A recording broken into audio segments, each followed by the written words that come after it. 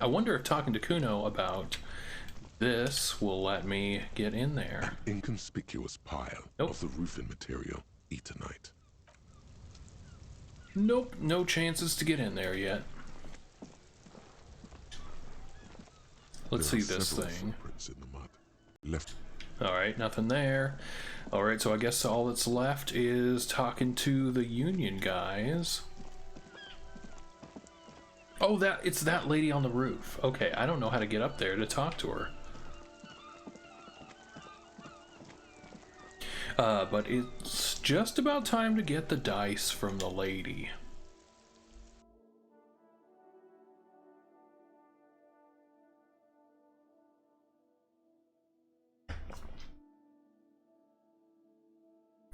I am going to guarantee that if an option is given to me to punch someone, regardless of who it is, regardless of their allegiances, if I agree or disagree with them, I will take it.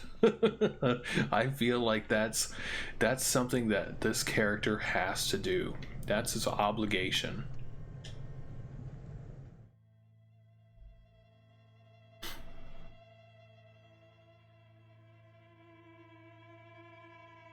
Oh, and I forgot. I guess I gotta talk to Manana now.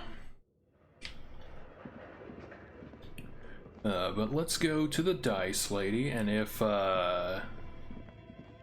she doesn't have the dice ready, then I will read the book. Oh, it's you again. Are you looking for a die? Do you punch them as part of the dialogue? Yes.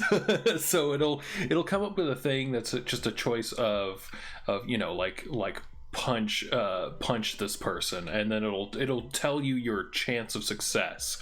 It'll say that's a check, and it'll give you your pluses and minuses the same way it does with most of the other difficulty checks. And so, like, there's one that we did at the beginning of the game against the big buff racist dude, Measurehead, where it says, you know, legendary check, 3% chance, but you got a boost to that check for either something you wore or something you said in an earlier dialogue option. And so I tried it, and I was successful, punched him in the face, and then got the option to roundhouse kick him in the head, which I did then too. And succeeded on that. So yeah, you get your combat options through the dialogue. We got more questions about this building. More questions about the intercom. Pretty sure it still doesn't work. But sure. Okay. I'm listening. Good. I hope it clarified things a bit. Okay, so she doesn't have anything for us yet. She doesn't have the dice yet. So let's read the book. I could take more drugs and boost all these stats again. But let's first... oops. Let's read the book. Yeah.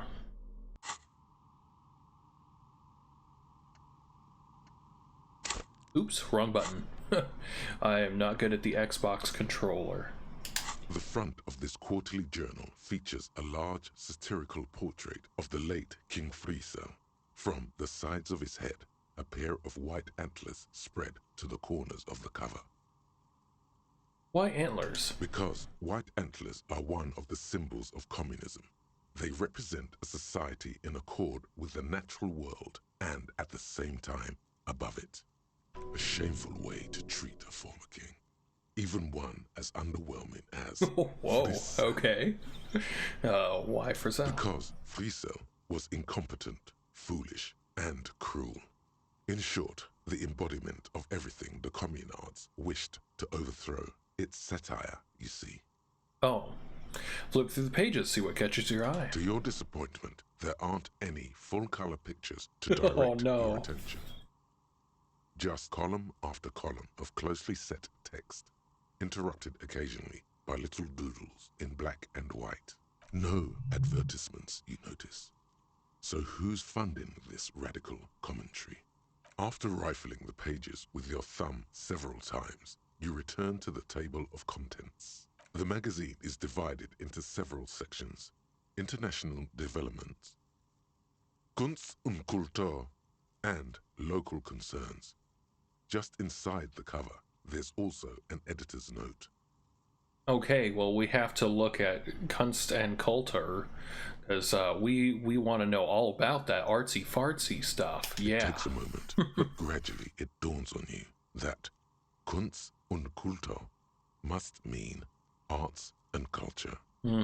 As you leaf through this section, you come across several reviews of recent radio plays, as well as a brief artist spotlight featuring a local artist identified only as CS.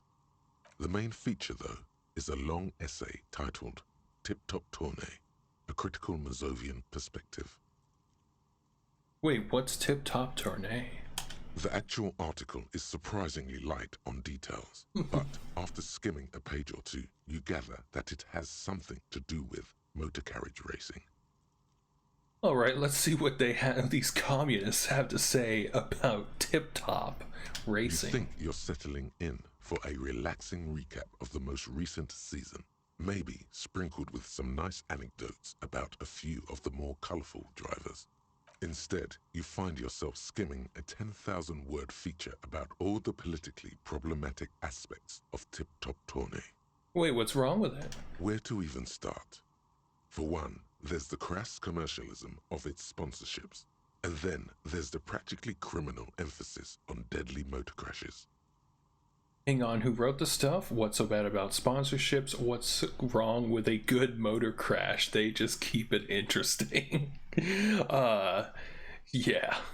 And that precisely is what's problematic about it. Were it not for the promise of random, spectacular violence, audiences would quickly lose interest. All I'm saying is that we should give football players a gun. At the end of the day, it's the destruction of these 750,000 real races that you're really watching for. No, I'm pretty sure I like it for the racing. Wow, you're right. I really am just in it for the violence. Yes. You see, one cannot avoid the conclusion that Tip Top Tournée is simply the apotheosis of spectacular entertainment under capitalism. Kim, did you know Tip Top Tournée is really actually an orgiastic ritual of capitalistic destruction? I had no idea. Kim, this article says that no one really watches Tip Top Tournée for the races. Huh. Well, we have to interact with Kim on this. Everyone act natural. I think Rondo's here. Yep. Keep calm. All right, Kim, what do you think? Well, I don't think our character is smart. I'm still going with the idea that our character can barely read and doesn't understand big words. I'm gonna go with Kim. This article says no one watches it for the races. Oh, come on. Can this article read your mind? It seems to think so. No, I guess not.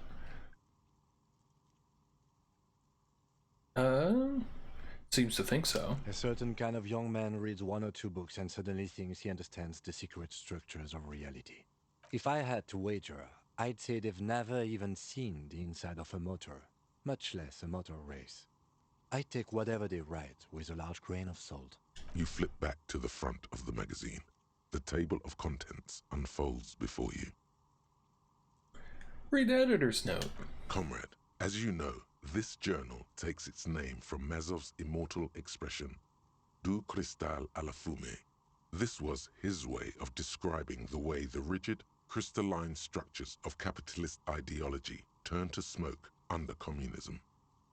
But, like the structures of capitalist ideology, we too are at risk of going à la fumée, unlike many publications which are content to spoon-feed their readers reassuring drivel.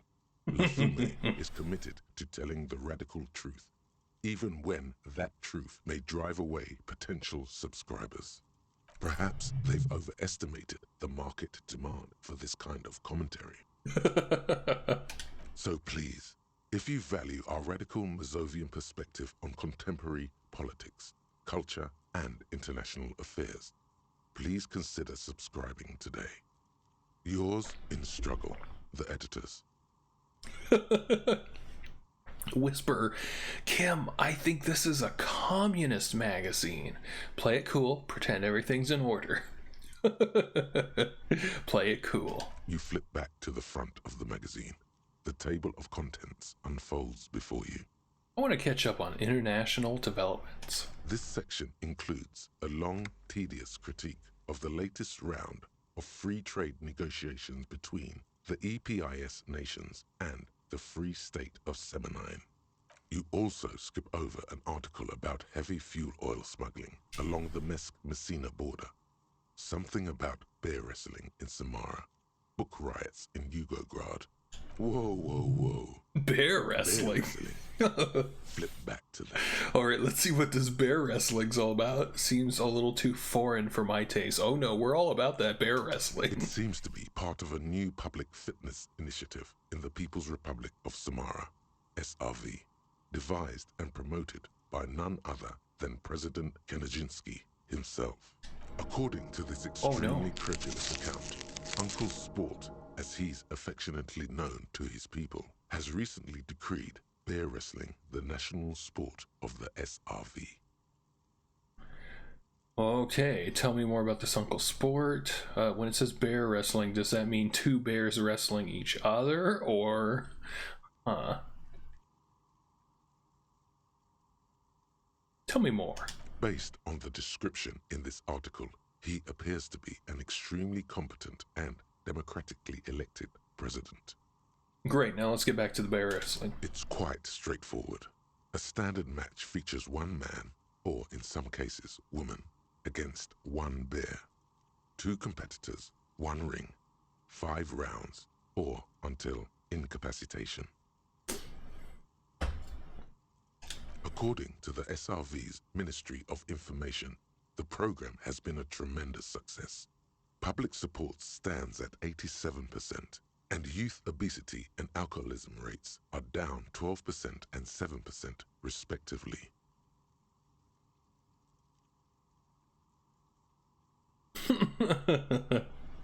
Okay.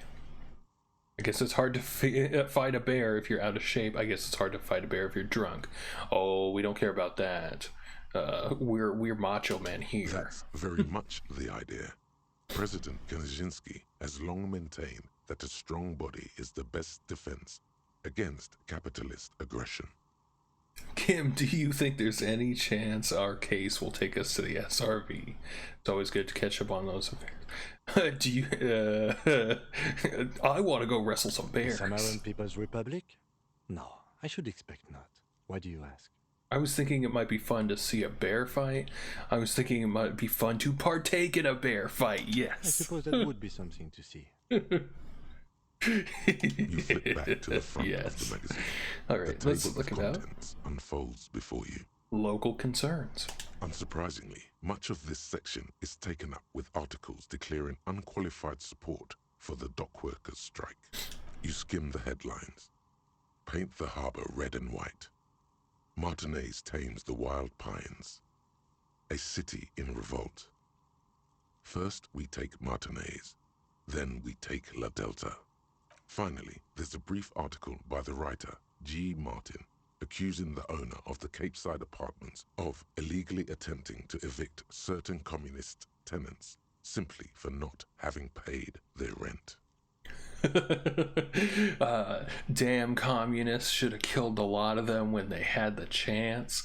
Or, if it weren't for the wild pines, all those moochers would be out of a job. Charging rent just to live somewhere is pretty outrageous. Wouldn't it be better for everyone if labor and capital could reach some reasonable accommodation? Or why should I care? This doesn't have anything to do with me. Well, we're Hobocop all the way, so, why should I care?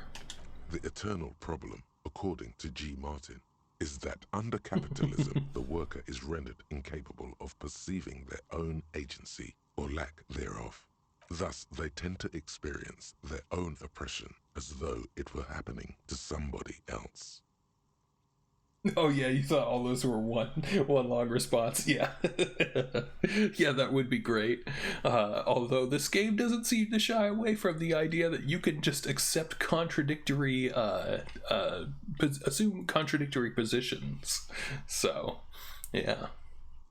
You flip back to the front of the magazine. The table of contents unfolds before you. We'll put it away. All right, we've had enough chatting with the magazine. Now, where's my dice, lady? I need my dice for my role-playing game. Again. Are you looking for a die? I'm sorry. I'm a bit overloaded just now, so I can only just... So that's no. Dice are not ready yet. All right, well, let's go talk to someone else then.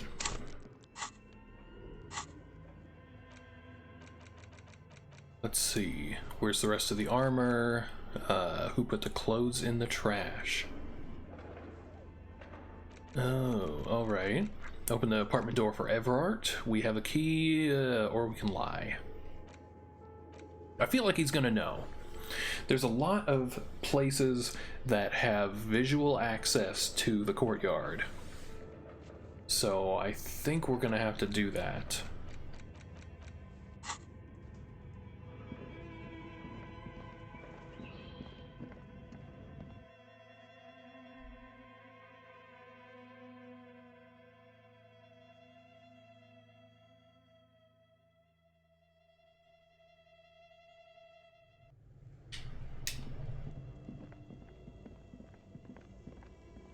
Oops.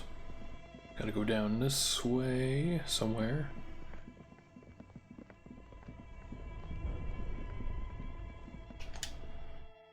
I also have to find tools to repair the gun.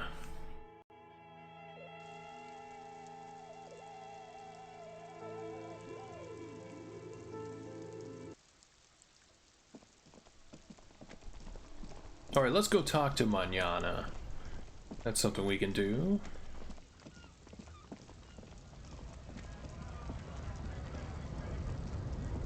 Oh, what is this? Oh, that's to take the drugs. Oh, whoa. Cool.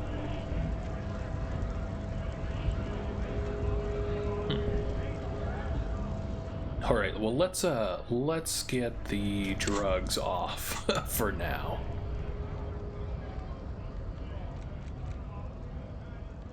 Let's put the bag in his hand.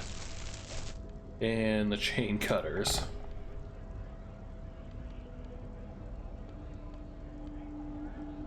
Physique can go up, but morale goes down. Oh man, I do not have any stuff for morale. Oh, well, I guess I do have a lot of stuff for morale. But let's talk to you. Hola, Wandering Man. How can I help you? Kuno told me something you're supposed to know something about the armor. The little boy had it good on his promise. What'd he promise? To get me into trouble. To sick the pigs on me. Pardon the choice of words. Not mine. What happened? I was asked to look into that armor situation. Official Union probe, you know. Track it down, see who took it. Did you? At first I thought, why not? Maybe the pieces can feed the strike. Buy us a few more days under the sun, you know?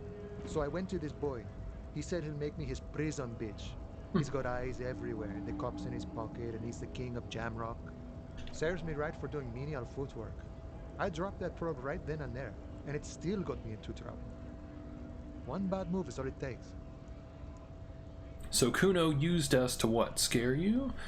Or the probe into the armor, what did you learn? What'd you learn? I learned that people don't want to talk to a drunk Union man about some armor. What else? Not much. Technical stuff mostly. That was the interesting part. Alright, so Kuno just used us. Yes, that's It's clear. a minor nuisance. It's all good. He thinks, not yet. Better to get this business out of the way. Sweeter then. What sort of technical stuff? I did some research into this armadura. Let's say I have friends at the library. I didn't get into the material science, just how it comes off. How does it come off? In parts. 4 in total. The helmet was the first to go. The kid says he tore it off and kicked it into the sea. I believe him. The boots were still on the guy last I saw. Too hard to remove. So, as I count, there are 2 parts missing. The gauntlets and the cuirass. This is where I left off. Too much hassle. More like a job for some militia. Hold up, 4 pieces. What about the leggings? Or I'm going to find I'm going to find 1 piece of it. 1 is enough. I'm ambitious. I'm going to find all of it, all the pieces. Actually, I have better things to do now. I'm ambitious. I'm going to find well, hold up, 4 pieces. Oh, they're just gone. They don't exist anymore, if they ever did at all. Forget about them. I did. I'm going to find all of it. All of it? There are junior officers out there eager to prove themselves. I would leave some for them, and I would leave the boots to processing, but okay. Let's find all of it. And Mesqui's epic then, all across Martinez. I hope it will be a real bonanza for you. Thank you for your cooperation, sir. No problem. If you see that kid, thank him from Call Me Mañana. Thank him for showing me the way. He is sincerely grateful. He is not tracking down pieces of armor right now. Good talking, you gotta run. Alright, cool. Well, that was productive. Oh, come on, get down there. Yep, there we go. Okay, so let's check. We don't have enough for another skill point. Did we get... We're about halfway on Precarious World. Where's the rest of the armor? Return to Kuno. Okay, gotta do that. Let's do that first. Getting the hangman's boots. Get it off the victim's feet. It's getting late in the day. I've gotta return to the lady to get the dice. But let's first talk to Kuno, and then maybe talk to her, and then try to get to Measurehead. Fuck does Kuno care? Talk to Manya. So? He told me you promised to sick the pigs on him. Or he said to thank you. Wasn't too keen on chasing down that armor anyway. Or he said, you're now the king of the entire Jamrock. Told me you promised to sick the pigs on him. Yeah, so? Kuno did sick the pigs on him. Kuno's a man of his word.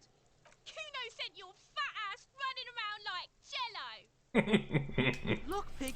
Kuno sent you to rough some people up. Kuno played you. That happened. Now you and Kuno should move on. I will remember this, Kuno. You got fucked. You got fucked, pig. Fucked bad. Of course you're gonna remember this. Now get the fuck out of here, griefing the Kuno.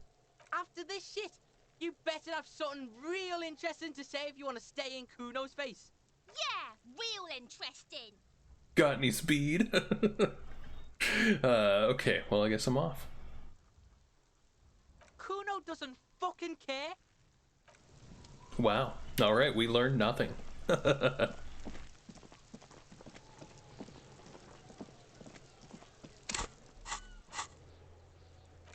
So what have we done?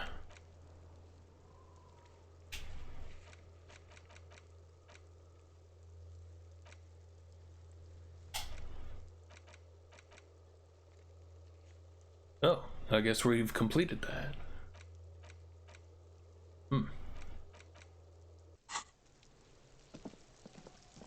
Okay, well let's check and see if I can get my dice now.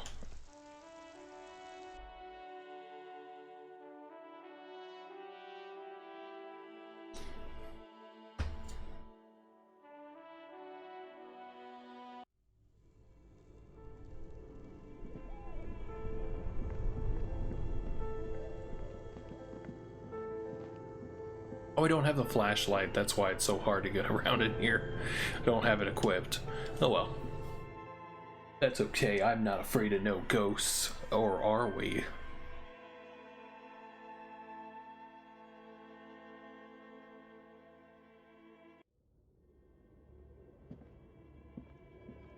Uh-oh. Well, maybe I'm afraid just enough to figure out where I'm going.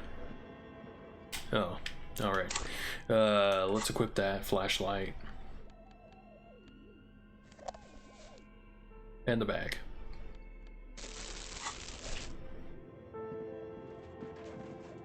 I gotta have my goodie bag in order to get my goodies. Hey, lady. Oh, it's you again. Are you looking for a die? Yeah, where's my dice? Huh. Aren't you supposed to pick that up?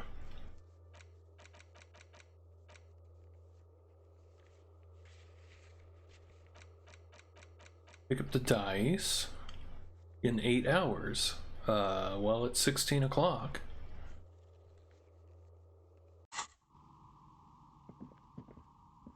Maybe it's from the moment that I ended the conversation with her? Oh, it's you again. Are you looking for a die? Huh. Okay, well, I guess I'll come back then.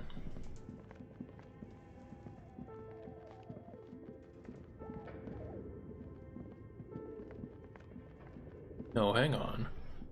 What's all this? Yep, nothing. We never found the password for this, so no luck there.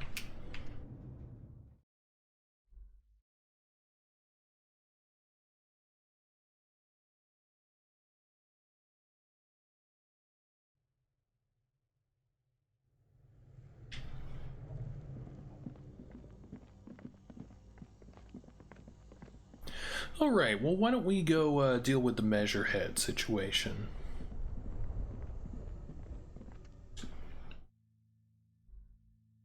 He's gonna get the body down. We're gonna get a set of shin armor. Boots.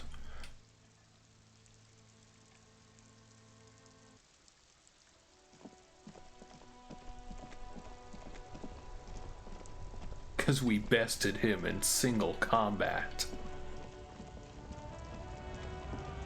But first, let's go in here, make sure I get my money for all my cans I picked up.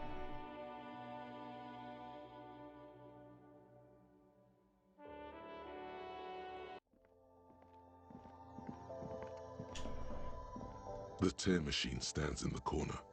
A sign says, 1 bottle equals 10 cents. Your bottles clunk into $2.40. The money appears with a satisfying jingle. You're a richer man now. Do you know what you should do with that money, kiddo? You should buy more alcohol. Enter the endless cycle of consumption. Right, yep. No thanks, man. We're teetotalers here. Except for all the drugs. We've done drugs twice in one day.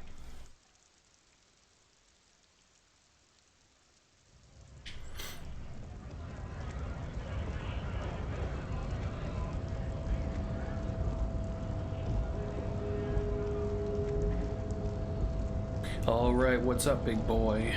Gonna help me take down some stiffs. Your race descent has temporarily halted, but you will fall again. Why are you not with the Hardy Boys? I am not the first line of defense. I am the last. In addition, these so-called Hardy Boys are an effeminate clique of bodybuilders. Their company is spiritually degrading. But you're all part of the union. The Hardy manlets are on the pay of the company. I answer to the union alone. And I do this out of race heroism. Finance is an alien concept to the Simmons. Now leave me be. I must luxuriate in the company of my woman.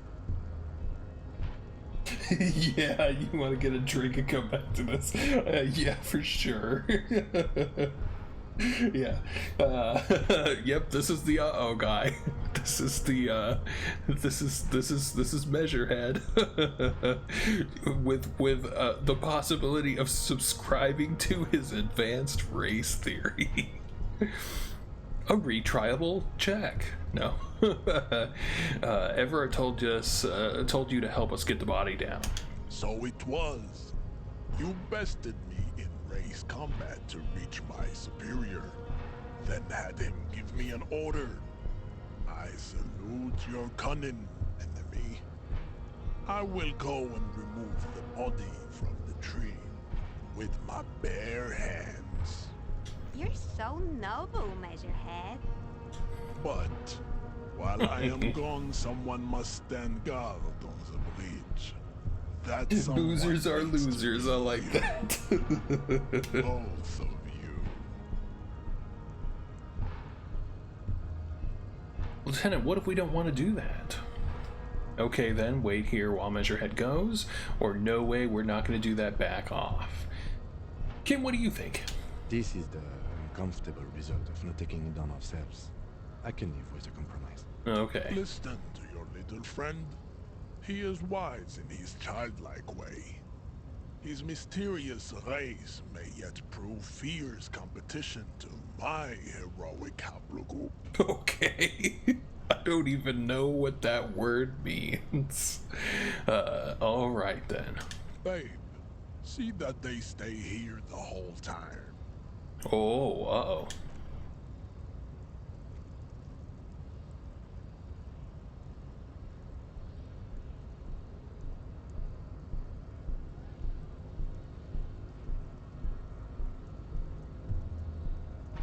The woman's gaze follows Measurehead as he leaves.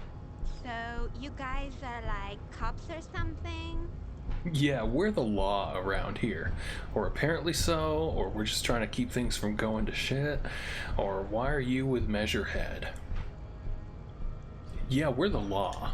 Cool. I like men with guns and power. I'm Katya, by the way. I caught you. You hear that?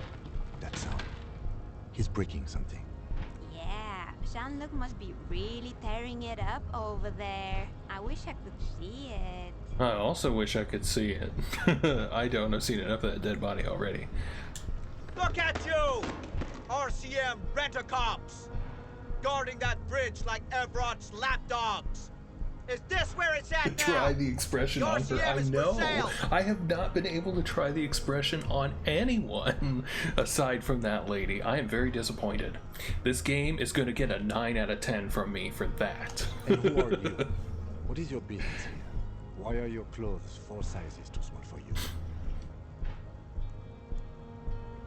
I'll work with whoever I want. Yes, I'm an unbelievably corrupt cop. I'm corrupt every opportunity I get, or that's none of your business.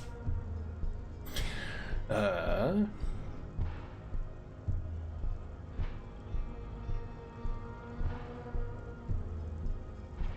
work with whoever I want.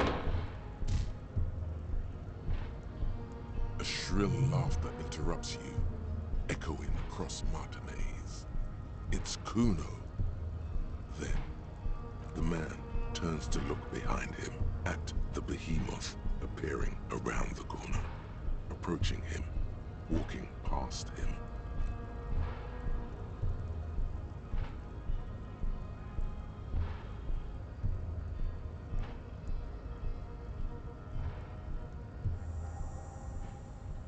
Oh, The okay. corpse has been removed from the tree.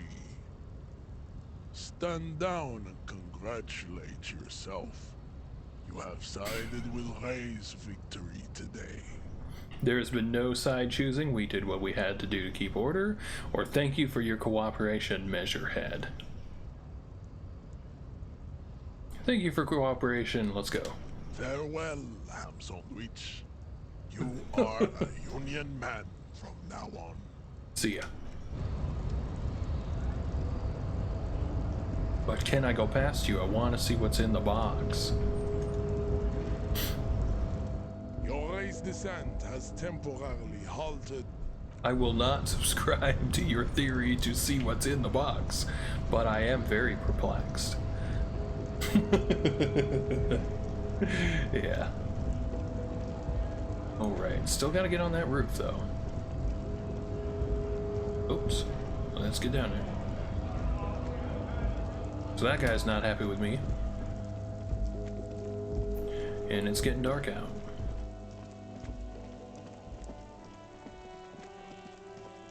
Let's go see what Kuno thinks. Oh, there's the body. Hey there. You missed a good show before. A kid came by and completely fucked the tree to pieces. He fucked the tree up! Fucked it good! It was porno!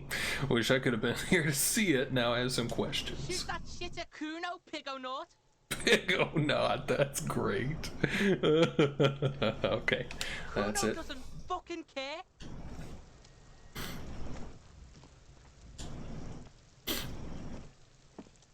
The corpse lies on the ground among the remains of an absolutely demolished pinewood branch. It's gently laid on one side. Well, it's down, celebrate in a more reserved manner, or beautiful, wipe a tear from your eye. Displays of aggression, please. Mr. Measurehead has done a good job. Nothing is too broken or compromised. The victim is ready for a field autopsy. Alright, let's do it. Yes. 1. Investigation of the scene. 2. Initial examination of the victim. 3. Field autopsy. 4. Transportation of the body to the morgue. We are on number 3. The fuck are they on about? Cop's gonna cut his shit up! Don't we have someone else for this? A doctor? Don't we have someone else to cut his shit open? Or got it? Got it. The lieutenant adjusts his glasses and takes a deep breath. First, what exactly is a field autopsy? Tell me something, dead man. Try to remove the dead man's boots. What exactly is it? Come on, officer. You know what a field autopsy is. You've done 100 of them. You have another pair of gloves.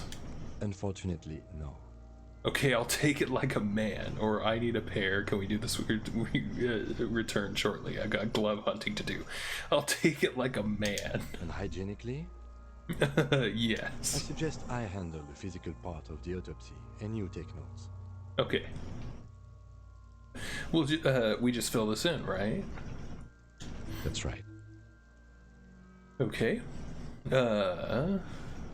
Open your ledger at that, or tell me something, dead man. Shoot, loony Rooney. Aw, okay, that's enough. Come back later, Coppo. Amuse yourself with my frank manners and my memento mori features. If possible, also, see me in your dreams. Well, we better open the field autopsy form. The dead man stares in silence as you crack open the ledger. The bright red paper is covered in boxes and lists, describing the condition of his skin and organs in 3 parts. Above those, an 11-field info form needs filling out first. It begins with, let's jump ahead to the 3-part summary. Let's pause this autopsy. Number 1, assistant. That's you. Write Harry Dubois. Leave it empty. Let's write Harry Dubois. the corpse is indifferent to your scribblings, just lies there. The next box says, Coroner's case number. KK57-0803.0815. Write it down. Next. Name. NA. Next. Date of birth. NA. Age. Roughly 50. Right. Approximately 50. the corpse looks ageless, like meat on a hook, teeming with opportunistic microorganisms, letting out a foul-smelling diamine compound. Your eyes turn watery. 6. Race. Mondial. Write it down. The pudgy mess of curdled meat looks neither mondial nor anything other. Sex. Fucky,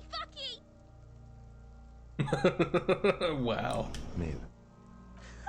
Pigs can have sex. Right. Fucky. Right, male. Right. Pigs gonna have sex. Oh my god, I feel like I want to pick one of the others, but we're not going to. Nor does he look male, with his pregnant belly and indistinguishable face. Date of death? We're still going with March 4th, 51. Write it down. What else? 9. Body identified by is non-applicable. 10. Case number is the same as the coroner's case. KK 57 0503 0815 listens motionless, with the cargo belt still around his neck. Only one box remains. Evidence of treatment? None. At least not after the initial examination. What exactly is treatment anyway? Interfering with the body's position or wounds post-mortem. I agree, lividity pointed to a lynching, agreed no treatment. I'm not so sure.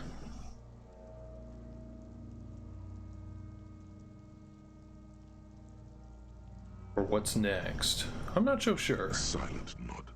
The lieutenant places his gloved hand on the corpse's chest, as if in preparation. Your central nervous system recognizes this gesture. It's the stations of the breath. Ecclesiastic, religious in nature, a holdout from pre-DeLorean burial rites. It takes him 2 seconds to perform. Then, somewhere in Jamrock North, a small wood shed behind Rosencrantz Row, Lieutenant Nick Feuerbach puts his hand to the chest of a small corpse, no larger than a monkey. It's raining outside, light drizzle. There is darkness in the shed. Elsewhere yet, an obese female sits in a wicker chair, her silhouette bull-like against the window. Outside, Grand Coudon. The day is turning dim for Sergeant Mac Dawson. Hand extended, he approaches, to make sure she is dead more than anything else. The building is tall, 7 stories, wind-wrapped in solitude. Most of the apartments are unoccupied. This was a suicide. The other, an accident. The small one. Oh, okay. So that's just a bit of information more about the story of Nick Feuerbach. And so, all across Jamrock, Coal City, GRIH, 42 deceased persons found today. 42 stations of breath. We should start the post-mortem. Okay, let's do it. The corpse cannot feel Kim's hand on his chest. It no longer meaningfully interacts with its surroundings. A thicket of boxes and lists on red copier paper tries to answer why. External examination summary. Clothes. The deceased wears armored boots and white briefs. The make of the briefs is Babrodine, I think. Let's see. See, it's happening. Babrodine, yes. Inexpensive. Size M. Color white. The disappointment is palpable. The red-haired thing was expecting something more lurid. Write it down. The rest of the clothes have been removed post-mortem by scavengers in order to get to the victim's ceramic armor. Officers are in search of the missing pieces. Removal of the boots is left for processing. When am I gonna get them? Patience. After the autopsy, before the body is taken away, there will be a window of opportunity. After the lieutenant has gone to sleep. I hope this has helped you, my liege. Write it down. Tattoos. The upper torso is covered in a single, continuous tattoo, resembling a national pattern. It reaches from the right shoulder to the heart. The ink is blue and white. The assistant has a color photograph of the markings, to be added to the case files as document A1. The photo is taken on the scene, using a Trigat Mini. Write it down. The deceased has a cargo lashing belt around his neck, tied with a hangman's knot. Color yellow. Length 3 meters. There is a buckle on the other end. Writing it down. Well nourished, athletically built, measuring 1.8 meters. Generally consistent with age, about 50. Preservation is good. Ambient temperature below freezing. The spine is bent more than the lieutenant compensated for. This buster's actual height is about 1.85. And no, you could not take him straight on. I'm gonna correct him. Okay. Of course, I undercompensated. Write Write it down. Body hair is light brown. Distribution is consistent with age. The deceased had male pattern baldness. Hair is combed back, short. Touch the corpse's hair before moving on.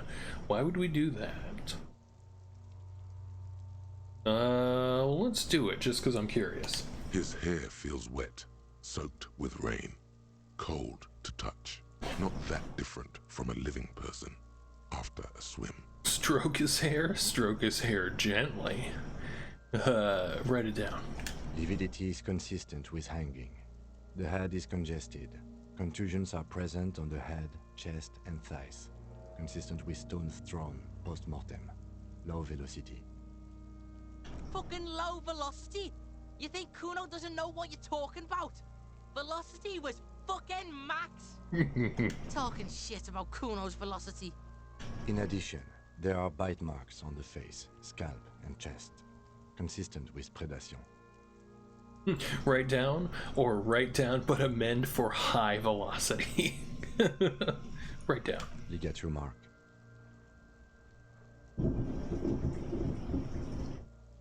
Lieutenant produces a small folding knife. With the other hand pulling on the belt, starts cutting into the polyester. The stench is horrid. After a while, it's obvious the material cannot be cut. The steel wiring. There's too much of it. We need to remove the belt so we can get to the ligature mark. You got just the right tool for that. The chain cutters. Oh yeah, I'm prepared. Pet the chain cutters. Good thing I've got these chain cutters pull out the rubber gripped cutters. Oh yeah, I'm prepared. The hanged man lets out a joyous little bubble of rot from his nose. Oh.